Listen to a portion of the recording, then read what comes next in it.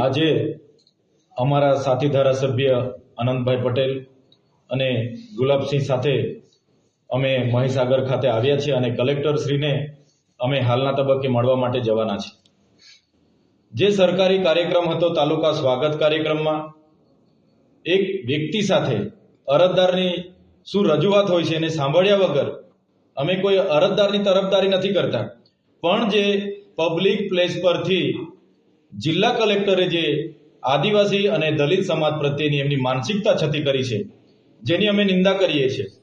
એમની જે ભાષા હતી કે ચંપલ નિકાલ કે મારના ચાહીએ, ચંપલ ખાને લાયક હે, હરામી સાલે, તો પબ્લિક મંચ પરથી જે એમણે જાહેરમાં જે અમારા લોકો માટેની જે નિવેદનબાજી એમણે કરી છે એને અમે સખત શબ્દોમાં વખોડીએ છીએ.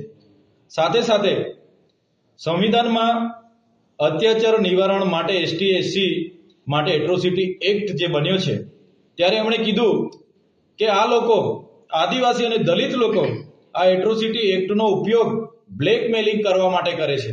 90% કેસીસ માત્ર ને માત્ર બ્લેકમેલિંગ કરવા કરતા કરે છે એવી એમની માનસિકતા એમણે કહીને એમની માનસિકતા છતી કરી છે. ત્યારે આવી માનસિકતા ધરાવનારા જિલ્લા કલેક્ટર જ હોય તો એને અમે વખોડી કાઢીએ છીએ ને એને ક્યારે અમે ચલાવવાના નથી. સાથે સાથે એમનો કાર્યકાળ દરમિયાન દાહોદમાં પણ એમણે એસસી એસટી ઓબીસીના કર્મચારીઓ સાથે જે વર્તન વ્યવહાર કર્યા છે એ બાબતોની પણ અમારી પાસે ફરિયાદો આવી છે.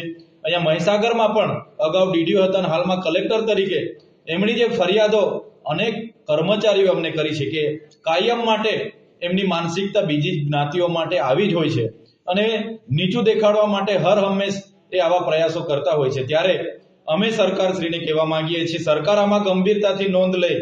અગર ગુજરાત સરકાર આ કલેક્ટરશ્રી પર ખાતાકીય તપાસ કરાવીને સસ્પેન્ડ કેમ ન કરાય ત્યાં સુધીની કાર્યવાહી નહીં કરશે તો આવનારા દિવસોમાં ખૂબ મોટું જન આંદોલન થશે.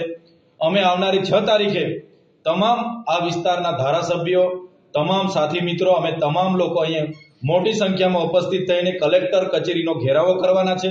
પછી પણ અમને ન્યાય નહીં મળશે તો આવનારા દિવસોમાં એનાથી પણ વધારે જલદ કાર્યક્રમો અમે મહીસાગર અને ગાંધીનગર ખાતે અમે આપવાના છે.